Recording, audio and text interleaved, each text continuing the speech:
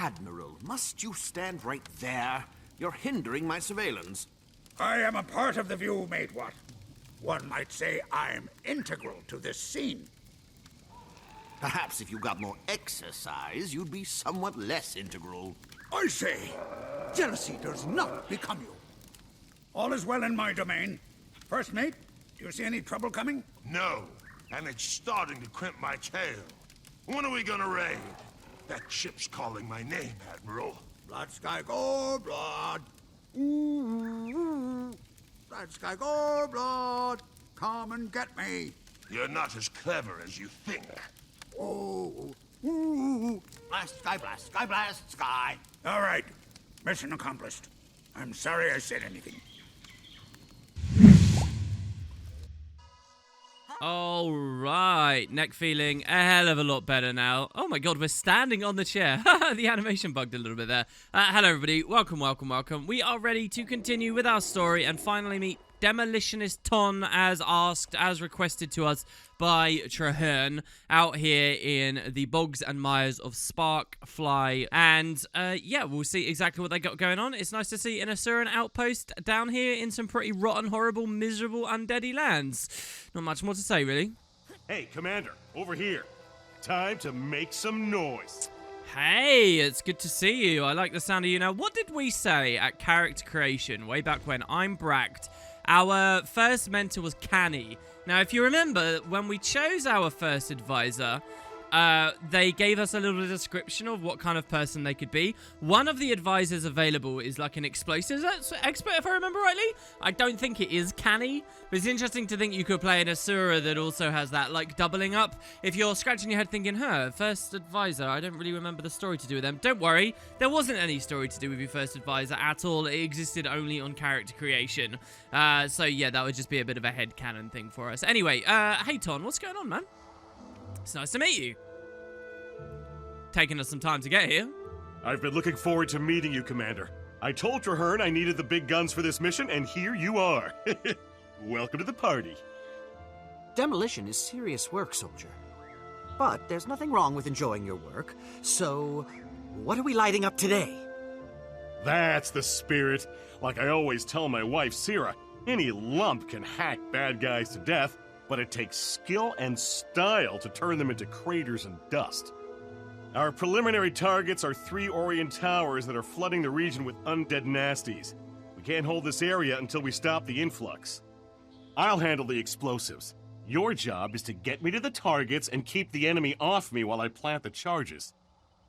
Then we drop back, settle in, and enjoy this spectacle pyrotechnical. Oh, I love the Asura vocab. Okay, Ton charging off immediately. I love char-conditioned animals. Nothing phases them. Explosions, massacres, rude language. Every member of the Legions is trained for war, from a Paradis motor down to the lowliest pack animal. Easy there, Iron Pants. I meant it as a compliment.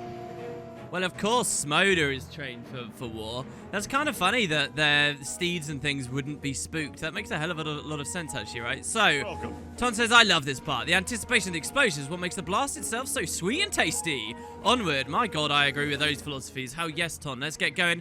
So, this quest, actually, is really going to be quite a simple one. As far as I remember, we're just going to be charging through a huge region of Sparkfly, blowing up billions of things, wildlife, undead, you name it, to get our explosives along to these undead towers. And really, that's mostly it. If you'll recall, we had another recent quest somewhere near this in the timeline with Tyrix that was also basically just running along a really long road and killing things. I wonder whether, when the devs were making Guild Wars 2, they assigned certain talents and peoples to various parts of the story, which is why you find a lot of these quests kind of similar at this stage of the story, while you find a lot of other ones kind of similar in the very early story.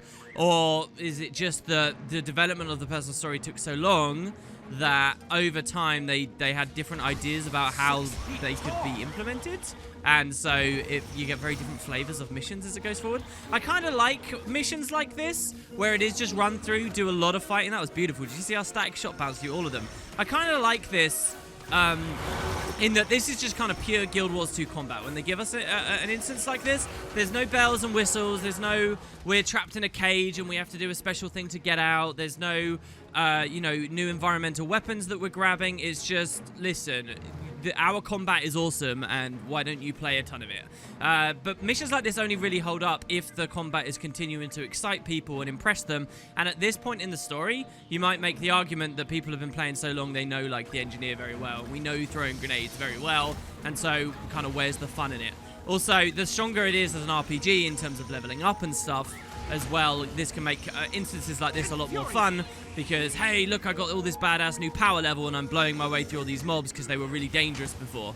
And Guild Wars 2 obviously misses out majorly on all those aspects too.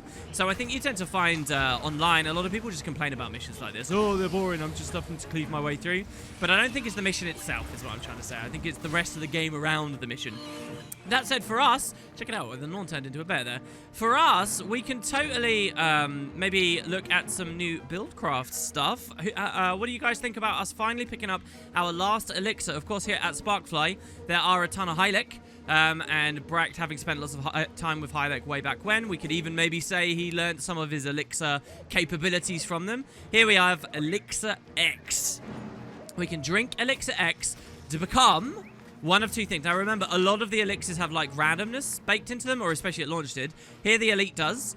We will become either a rampaging brute, I almost couldn't see where it was on the screen there, or a whirling tornado. Underwater, it's different. You can become either a withering plague or a whirlpool. And we can right-click the skill while maybe holding control to see what the different effects are. But let's buy it. And you guys might recognize the sounds of those effects. Yes, Engineer, when it was originally announced to audiences way back before 2012, before the game even released, the devs described it in some ways as a jack-of-all-trades class, in that it had a mix of lots of different mechanics you found all over the game. Oh, the Sylvan Hound's kind of hurt. Let's heal turret up. Wait, no, it ran off. Damn it. Maybe we can do this anyway. Nope, never mind. I thought we had a rifle when we actually have a shield. I could have pressed F1 and then 4, double tap 4, and we could have healed it. It's fine, it broke combat. Kind of a jack-of-all-trades class in that it has a mix of lots of different mechanics, but also it's kind of a jack-of-all-trades in that it looks at all the other professions too, and the Elixir X is a fun area of that. Obviously, Casey, rest his soul, was able to become a tornado. That's an elementalist skill. And Teryx out there still can become, assume the form of a massive juggernaut. We as an engineer don't fully get to decide which of them will come up, but they're both, the idea is, mechanically similar. So here we became a rampaging juggernaut as an Engie. And so they're mechanically similar because they both make you extra tanky and they both load you out with loads of CC. Realistically, this rampage that we're in is way better in most formats and places that you play the game than the tornado is. But it's still kind of fun as an idea of a skill. And what I'd like to see the devs do is just make the tornado stronger so the two kind of even out a little bit more. Anyway, check it out. Here's one of the towers. There's more to talk about too with the Elite, but look, a tower. Tom, do you see that? Okay, there's the first tower. I'll set the charges. You keep the locals at bay. Okay, sure. Locals being undead, of course. You'll notice we're doing this, by the way, in the same area of the world as where all those old tombs were, and suggestions that... Stand clear. This baby's ready to blow. Whoa! Still got all your limbs? Excellent. Come on, more towers await us. Jesus Christ, that bomb was huge. That bomb, I don't know if you guys saw it. That bomb was bigger than Ton himself. Where did you pull that out from? Let's just assume that's like a Sura tech or something that could expand it. And yeah, it really does level the whole tower. I love this because you get more of like the destructible terrain side of the game, which had heavy influences in some of the early PvP stuff and some areas of the early maps. But as we progress forward and big explosions start becoming a thing, as we start doing the Orion Theater, you see a lot more of it. So that enormous tower over there behind those trees, the size of these trees, we will level straight up. It's not like he's just going to plant a bomb and then it's faked, as you would find in many MMOs back when Guild Wars 2 released. No, this thing's actually going to blow up. So yeah, anyway, back to the Elite. There is another side of it as well. You got the Elementalist and the Warrior mixed in a little bit. But then also remember we do have the tool belt, right? So when we were on the mortar kit, the tool belt did this. When the orbital strikes, when we're on the supply kit, we drop a med pack crate down for people. What about this final one? Well, once again, it borrows from another profession. This time, a profession you guys have not seen. The Mesmer. Let's get on in, and I'll show you guys. Secondary target acquired. I love this military talk. It makes blowing stuff up sound so classy. Oh my god, that thing did a lot of damage there. These guys didn't even really get that hurt. That's amazing. Does it make it sound classy, Ton? You're just a crazy man trying to blow things up. Let's watch. Fuse is lit. Not literally, of course, but there's another tower. But we have to go through the cave to get there. Let's go. He doesn't even flinch as this one is being destroyed around him. That's amazing. I like the fact as well that the undead are like too stupid enough to realize that as individual thralls, they're too stupid to realize that this is quite a serious situation they're in with this tech that we're just throwing around at them. Tom's pretty great. Right, so yes, I wanted to use the tool belt here on these guys. We'll collect some of our med packs here. This is from the class Mesmer. Yes, so Mesmer has an elite skill where they can transform, polymorph, one of their opponents entirely, making them extremely weak. They can turn their opponents into mowers. And what we can do as an engineer is that same thing, but AoE. So a Mesmer can only take one target, one thrall, and turn it into a mower. We can shatter the Elixir X at our feet and do it in an area. We can do it to 3 things at once, which I would love to show you for our first demonstration. So I'm not going to do it to this guy because he's only 1. So let's take him out. And the water's looking pretty scary over there. I'm sure they won't become relevant later. Tony's actually straight up invulnerable there. Oh, is he stalled? Did I mess this up? There's ways of bugging this quest, by the way, that you guys have been warning me about majorly as time's gone on. He does seem to have actually stalled. This might be bugged. In fact, there was a patch note just on the day that I was going to record this video, but then I'd hurt my neck and I decided not to, of this precise mission having a patch, which is really rare, just for what it's worth. For the personal story to do patch updates way out now here in 2018 is pretty far and few in between. Okay, so it is still updating, but if Ton is just invulnerable standing at that tower, this is bugged, and I'm going to have to redo the mission. It's okay for you guys, because I can cut it. But alright, here, look, I will show you the AoE stuff here. Look, we got an egg sack, we got 2 spiders, and if we shatter our Elixir X at our feet, they become mowers! Look at this! It's amazing! But the downside, and you might think, wow, so Engineer is just better than Mesmer. Not necessarily. Mesmers can make one creature a mower, but for a really long time, comparatively to Engies. Engies can only do it for a very brief window. It's only 3 seconds that they'll become mowers, and they get that on top of being able to pop this as well. So you could be a tornado that suddenly drops and throws them an Elixir X as you leave the tornado or as you enter it. So, yeah, it's much more limited, and you have to make sure that you're doing something really cool. Like, I could turn them into a mower and then throw all the grenades at them, and, you know, they're unlikely to be able to get around it or counter me in any major way. But that's kind of the engineer's flavor of it. And you might think as well that this is lazy, that, you know, they did an elite skill and it's just the other profession stuff. But it is a bit different. You know, I'm a tornado right now, but I'm an engineer tornado. So if we look at all of our traits, the many passives we have, now that we have all 3 specializations, guys, it's like 18 passives, right? Those 18 passives are going to be different to an elementalist. And so there's different ways we can augment our capabilities as a tornado when we're an engineer versus as an elementalist. And it is quite fun buildcraft. Right, so since Ton is broken, we're probably going to have to reset this, I'm afraid. So I will see you guys in a moment, and I'll be back at the end of this cave to deal with the last tower. See you in a sec. All right, cool. Unless a ton of spiders are about to drop down. We're back. Brilliant. And Ton is correctly following this time. So another thing to talk about, of course, is that Elixir X is an elixir. And, well, I've loaded on all elixirs here. There's an A-bomb over there. Of course, we do have more specialization lines we can go into as well. We're currently firearms, explosives, and you saw the combo with inventions, bunkering down, and all the supercharging to turrets. What about the other defensive-ish line, though? That being Alchemy.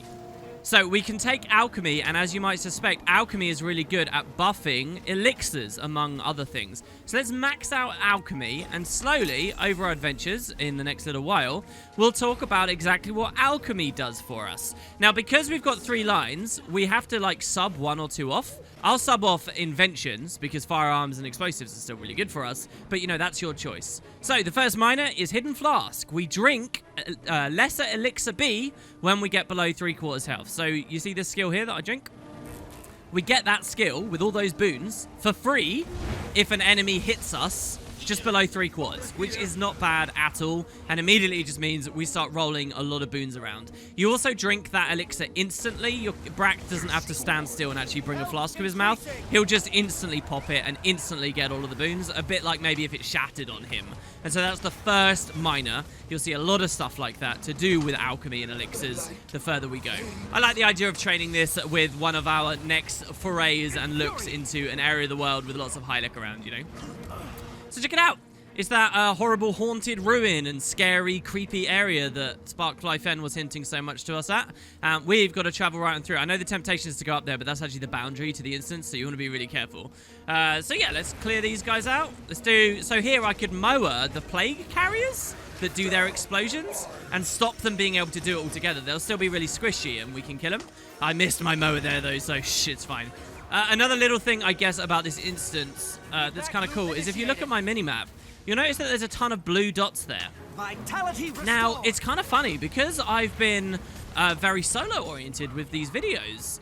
You guys might not know this if this is your only experience of Guild Wars 2, but when you're in a party in this game, your party members' dots appear in blue, and it's map-wide. So if I'm in Sparkfly Fen all the way down here at the Splintered Coast, right, and I'm in a party with someone who's all the way up here at Floodwater Causeway, I'll see exactly where they are as a blue dot as they move around. And when you're in guilds, they appear as yellow dots all around the whole world. I think maybe even party members to an extent do that too.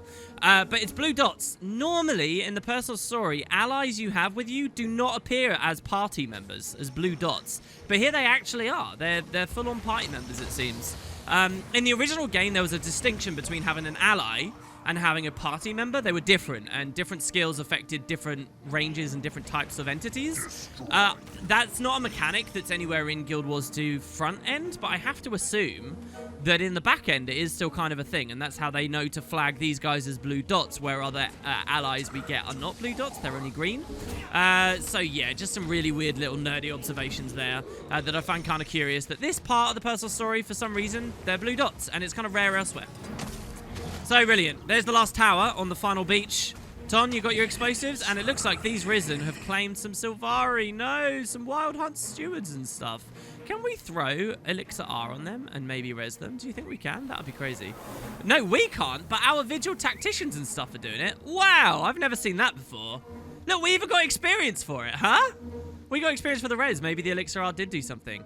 Cool, so we just got some more allies. That's a weird mechanic, that you get allies that only other allies can res, not yourself. Very strange. All right, the final tower. Ton, you ready? Looking forward to blowing this up. So we get a big boss right at the end here. Special delivery for Orient Tower. Anybody home? No? Then I'll just leave it here. Oh god, he's too happy. Almost done. One more bomb, and then we do the dance of explosive joy. Woo! The dance of explosive joy. Is that what this is? You seem to have annoyed them, Todd. There's more that have just appeared out here. It played scary music. This guy's a tanky hell of a guy. This veteran Risen Preserver. Took a bit of a beating to go down there. I kind of wanted to just watch his death animation. And look, there's a thrall over here as well. Clear the beach of undead, it says. So there's actually a progress bar for this now. It seems Zaitan is not happy with us taking these towers out. So let's think about it. What are the towers doing? Well, protecting the waters, right? They've all been along the waters. We have been hearing about Zaitan's navies. I talked to you guys about the Ash Horizon, a great Risen ship that can be spotted in the area here. Maybe the towers somehow provide support, light maybe even for them? They're not like lighthouses, are they? I love that idea of ghostly lighthouses, though. And Guild Wars 2 is no stranger to that. Don't you guys worry. There will be plots on that later. But I'm not sure whether that's what the tower's doing. All right, there you go. They're all down. Ton? Sweet. Now that's a fireworks show. That was only a warm-up, though. Things are about to get really interesting. The next target is a huge Orient bone ship that's polluting the waters of the Mire Sea. It's a big job. If we use normal explosives, we'd need to fill the ship's hold with them just to make a dent. Very impractical. That hulk is going to require some serious flash and bang. I've got a line on 2 high-performance combustibles we can use. Since you outranked me, let me defer to your choice of explosives. We'll send that tub to the bottom of the sea. I'll give you a full briefing when you're ready. All right, cool. Brack doesn't even say anything there. I like the thought that Brack is very, very suspicious of Ton right now and like just how enthusiastic he is about explosions. Look, we're all mad scientists here. It's fine.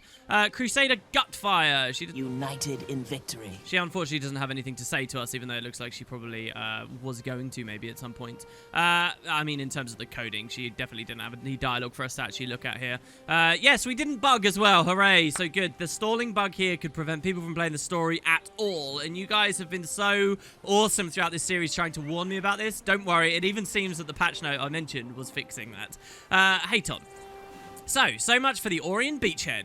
We'll need serious firepower for our next mission. Like I'm always telling Sierra, the best defense is to blow the enemy to fragments. This is why I love the Sparkfly Fen stuff so much, guys. You can see, like, they have a fort up here where the Vigil are trying to cut off further reinforcements north. There's protecting the Hylic as best we can here. You've got the idea of this front line in this horrible, scary area here. We're trying to secure the waterways. It just makes so much sense how all the fighting is working out, you know. And we're really getting very close, even in Sparkfly, to the Dead Lands. It's great.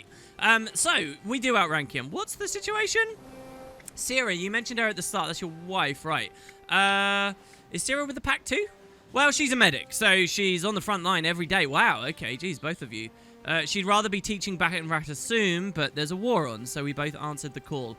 Wow, you know, that might seem like a really throwaway line, but if you actually think about it, this isn't something that any of the homes of the other races have to go and do. It's not like Queen Salma is telling the humans that this is the war they have to participate in. She seems to even hardly be doing that as far as the Centaurs are concerned. Same for the Norn in Holbrak or the Arcane Council in Ratasum. No one is forcing people to join the Pact. But these two are such, like, bright spirits, they decided to do it. She sounds great, but we need to start our next mission. Seems so precarious having both husband and wife in a war together, you know?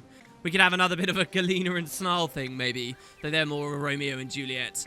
Right, we need to start our next mission. He says we can get what we need from an unfriendly source or from a friendly one. There's an Inquest lab nearby, as well as my old mentor Zop's crew. Either should have what we need. So check it out. It's no coincidence I mentioned the mentors today. He talks about his old mentor as well. That's a big part of what it is to be an Asura, right? So I need more details. What's the situation? What do we need to know? What does the Inquest crew have for us? There are Inquest near here? Their work on bomb prototypes parallels my own. They have more resources, so they've made more progress. I'm confident they have something I can use. Listen to that. The Inquest has more resources than the Pact. I guess the Pact is super new, but that's a scary thought. I have another question. What about your old mentor? His crew is near here. What does he have for us? They've been researching the interior of Mount Maelstrom, where they've harvested and captured geothermal energies in a device that I can adapt to our purposes. So, we're ready to decide, do we want to take down this bone ship by getting what we need from the Inquest, or from going to his old friend Zop? I'm going to choose Zop. Come on, right? We're at Asura. We love the idea of lava-y things and dealing with Primordus and wondering more about the nature of the depths of Tyria. This is so fitting to Brack. There's basically no other choice I think he could possibly make.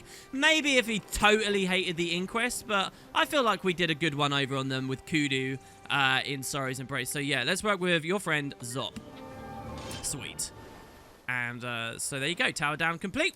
That went smoothly enough. Yeah, I think it went smoothly.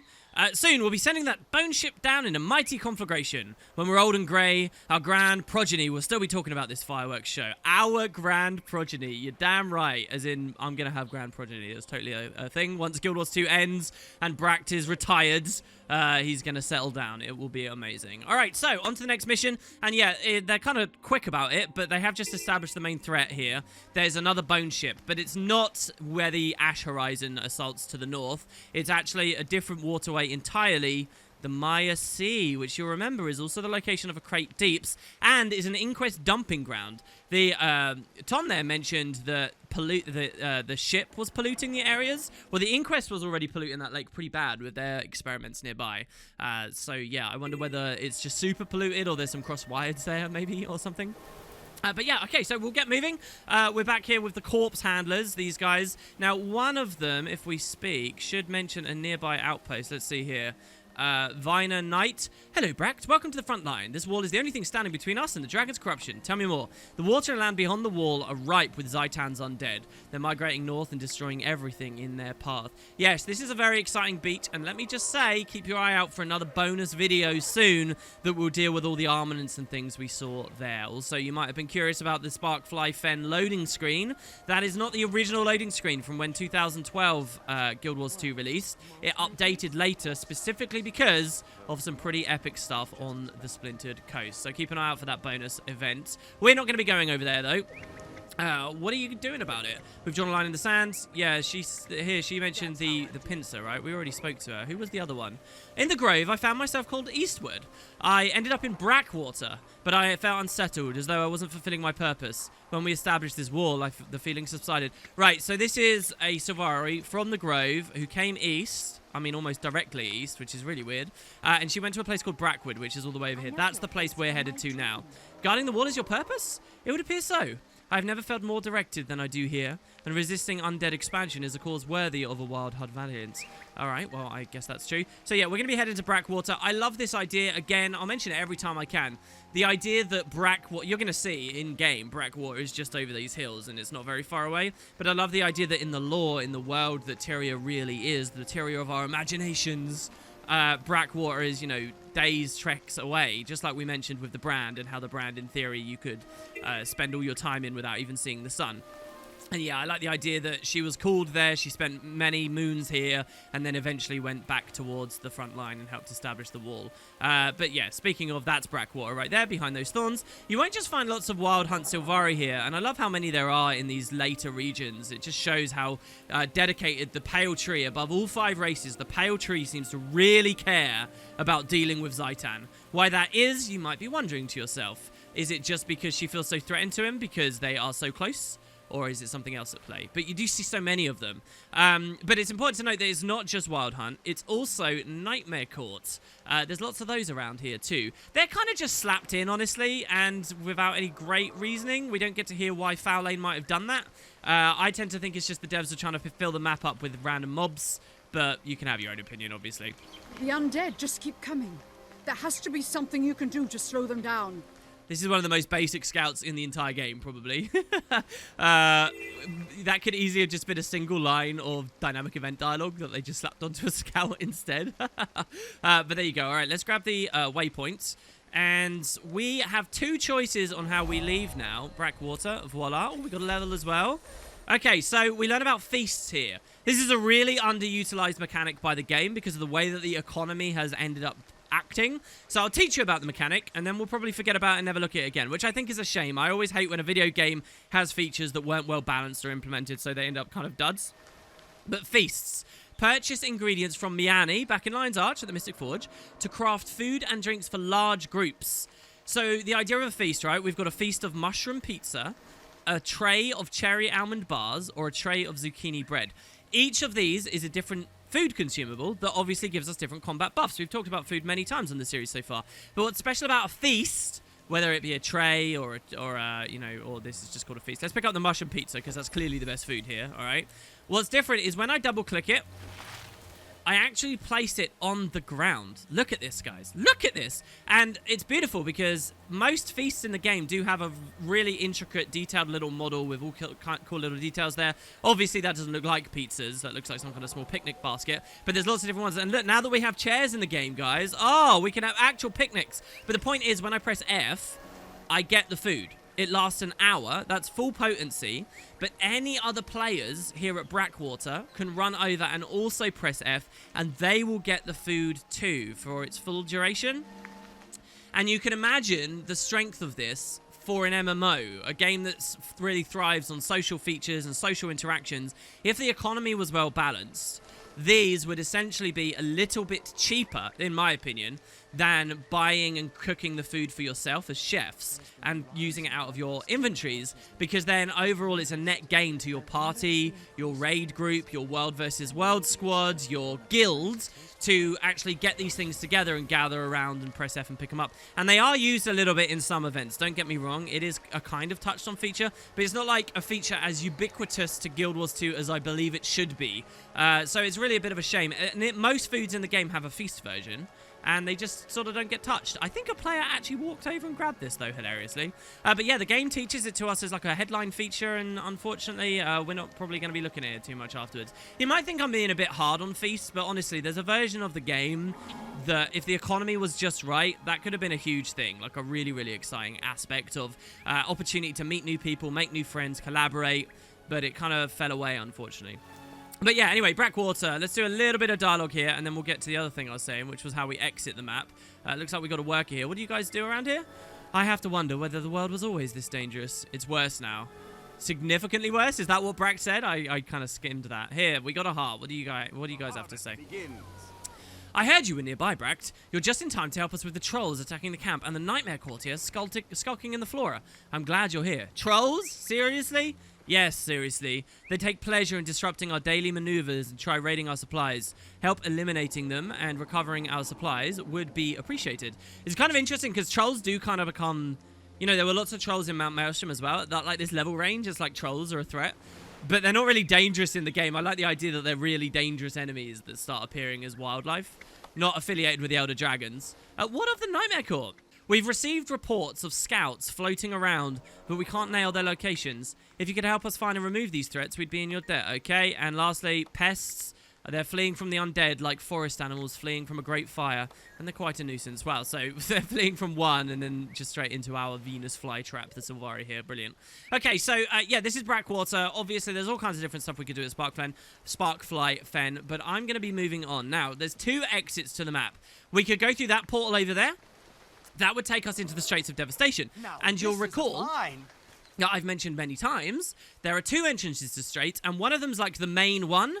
Well, that's it there. That's the main one. We will return to Brackwater later. That's why I wanted to explore that and get that waypoint, because we will use that entrance, but not just yet. Ton wants us at the Maya Sea, which means it would be better to head towards Mount Maelstrom, and particularly his old crew is at Mount Maelstrom, so we are going to be heading east rather than south first. I'll also note that this entire chunk of Sparkfly, if you guys play the game, you might not realize, but there's loads of like caves and just dead content with nothing really ever to do in any of it in this map, all the way down there. It's one of those other really bizarre areas, a bit like the Talus water slide that I talked about before.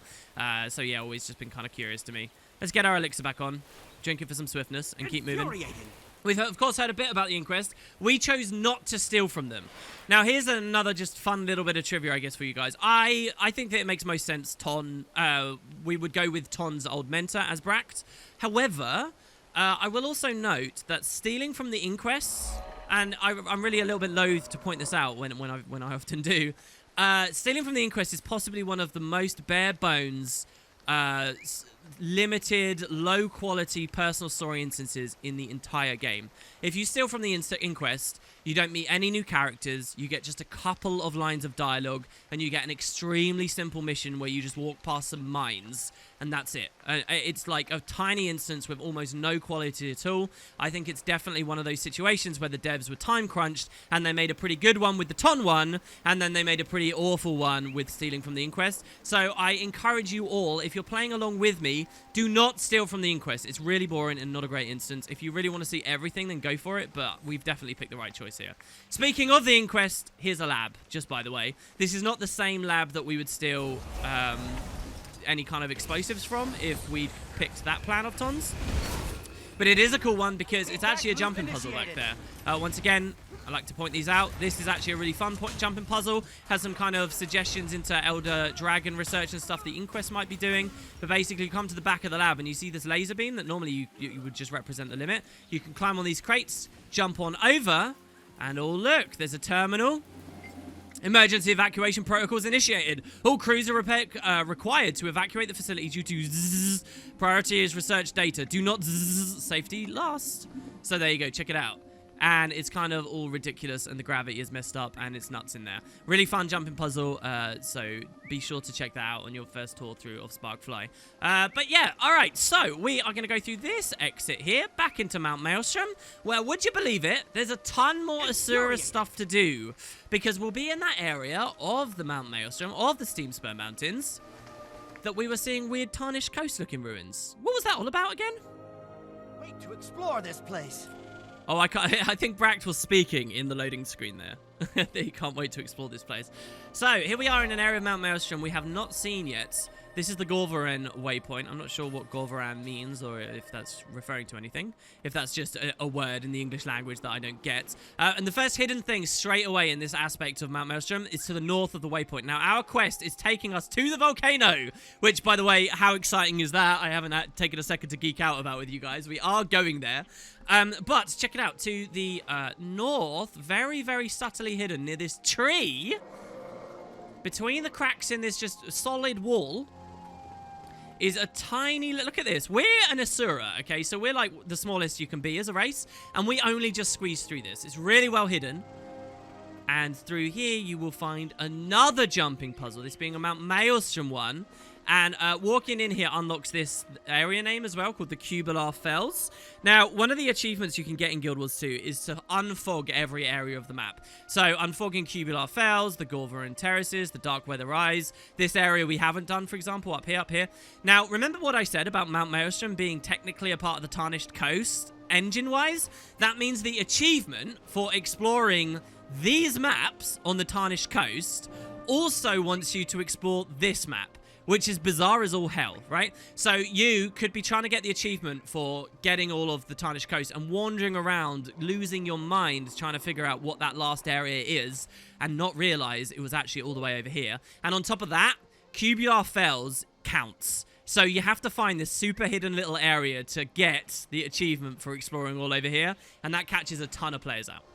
Anyway, it's a jumping puzzle. I'm not going to do the puzzle, but it's really cool. It's got cool traps and logs and things in there. There's spike traps, but you'll also notice, this seems like this is some kind of chaotic Asura situation here. Everything's floating and hanging. It's ruined and old. It seems the Asura were here on the surface a long time ago doing experiments. Or maybe someone else, maybe the Inquest more recently were doing something. But it certainly seems very old and dead. And well, yeah, you're going to find a lot in this area that are old Asura ruins, including a very prominent one, which we'll get to now on the south. So, let's be clear about the timeline of the Asura. We don't even know how old this race is, but they had epic civilizations and long-storied histories purely in the depths of Tyria. Way below our feet in enormous caverns, that was where their civilization thrived.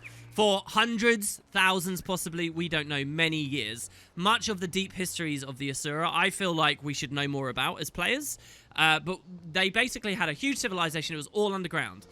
Only 250 years ago, when one of the Elder Dragons started stirring, lots of earthquakes started ripping through the lands, the Asura decided it was time to evacuate, and they came to the surface. And once they landed on the surface, they decided to conquer and do everything they could to get their fingers over all the races, build the Asura gates, manipulate, and, you know, try and climb their way to the top, to where we see them now. But that was only 250 years. Only 250 years that they've been here. For the rest of the time, they were all underground. Well, here in Mount Maelstrom, we find something really quite beautiful. And it's an idea of what if, when the Asura came to the surface on the Tarnished Coast 250 years ago, that wasn't the only... Oh, look, there's bags of loot. That means that one of the special script burglar events has been going on here. What if that wasn't the only time they came to the surface? What if other fractured, splintered groups of Asura over, maybe even before 250 years ago, did the same? And that's what this could be a sign of. A broken, old Asura gate that we don't know what it connects to, if anything.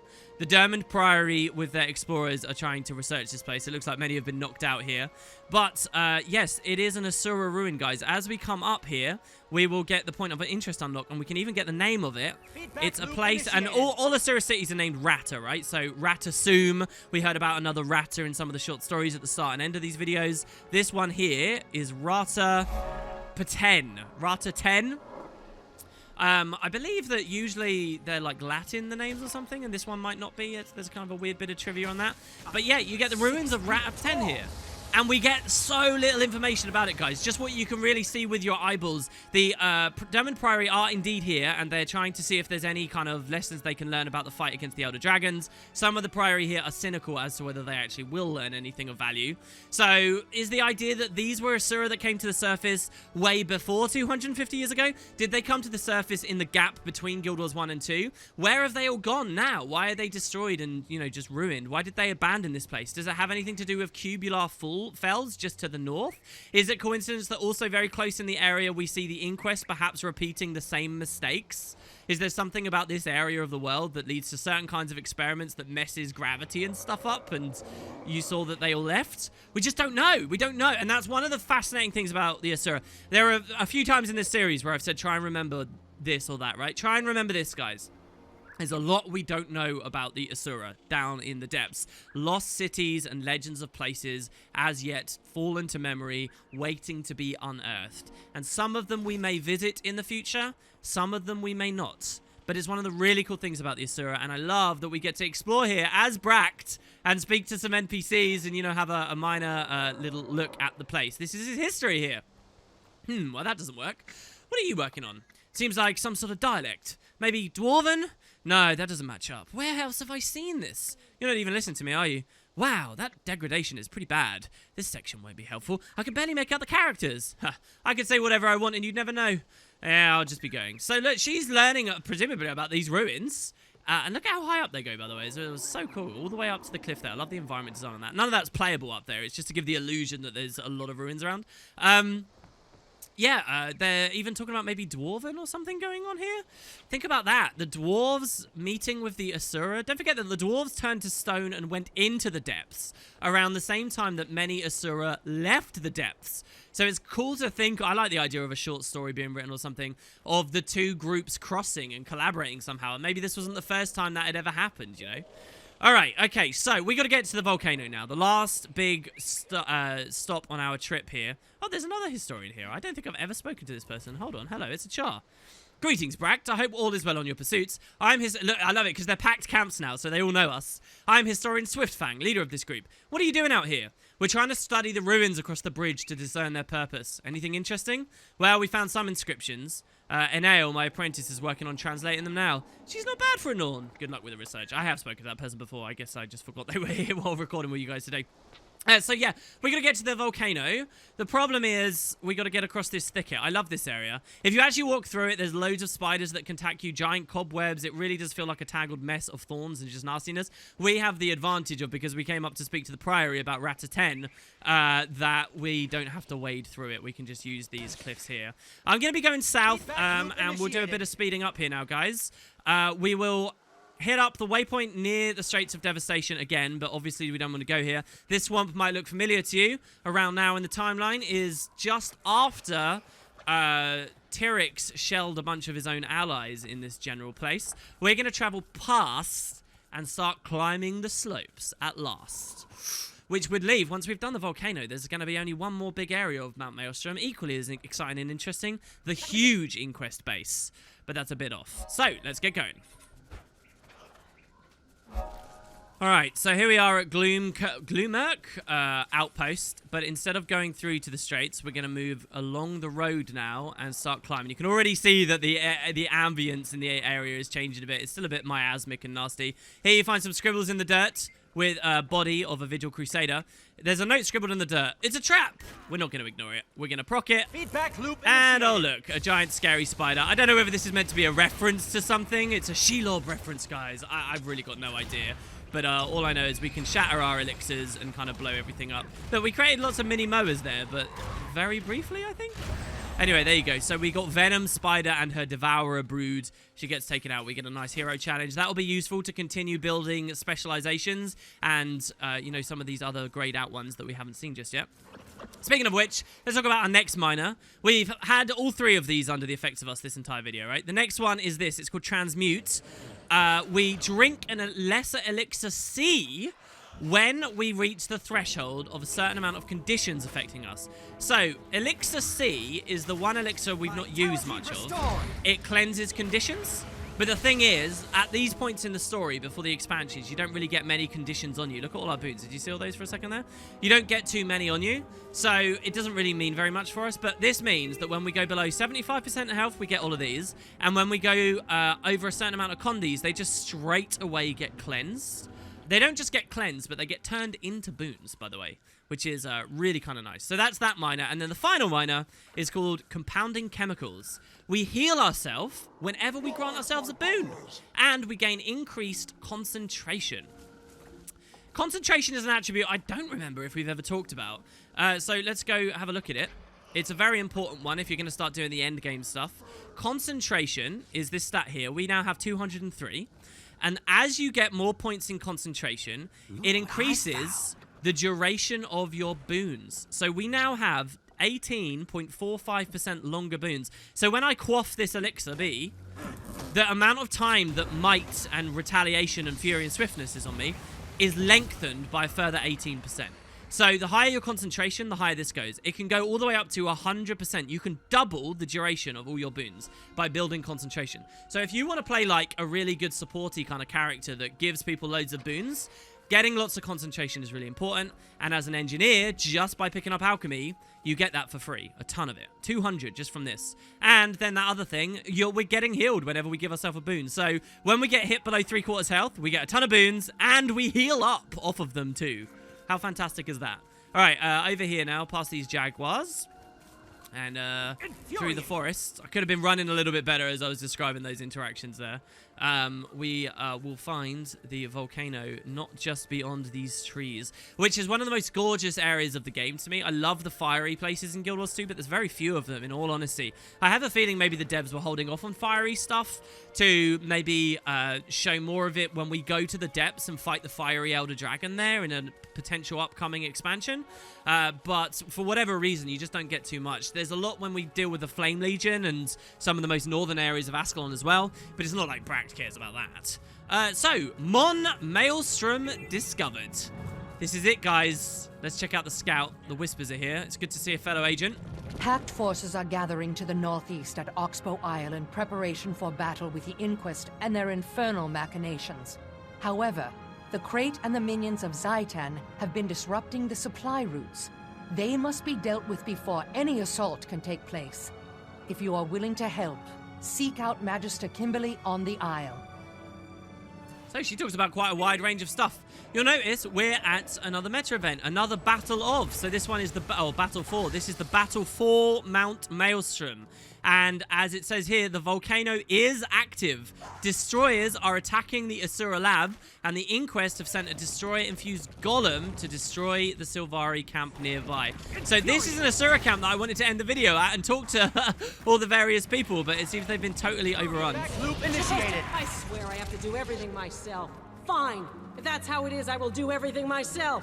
To the core. Jesus Christ, crew leader Amber. That's ridiculous. Okay, so she's going to go in there, which is a very cool little room. Which hopefully we can follow along. It's not really my intent to do this whole meta event. This does end up spawning a ridiculous creature deep in the volcano. And here I thought I'd seen too many destroyers already. This is actually not the main route into the volcano, but it's a pretty cool little aspect of it. We'll be seeing a hell of a lot more of that tomorrow, guys, as we start the next instance. This Asura is asleep while everything's under attack. That's ridiculous. We'll be seeing a lot more of Mount Maelstrom tomorrow as we we figure out some tech in collaboration with our old mentor, or Ton's old mentor, to blow up an eventual Orion bone ship off on the Maya Sea on the other side. So I hope you guys join me for that one. Thanks very much for watching. I'll note finally, by the way, what you just witnessed was one of the last really big, long exploration-oriented videos for the main campaign. Why? Well, because we've explored pretty much everywhere now, guys. There's some stuff in the Shiver Peaks we haven't really seen, admittedly. But in terms of, like, if you think about all the progress we made, we've traveled vast distances recently. We've traveled all the way through Ascalon. There's one big region left, and that's Ore. But that will very naturally and seamlessly be explored as the story takes us through it. So, yeah, it should be lots of story, all paced, all the time, starting tomorrow. See you guys there.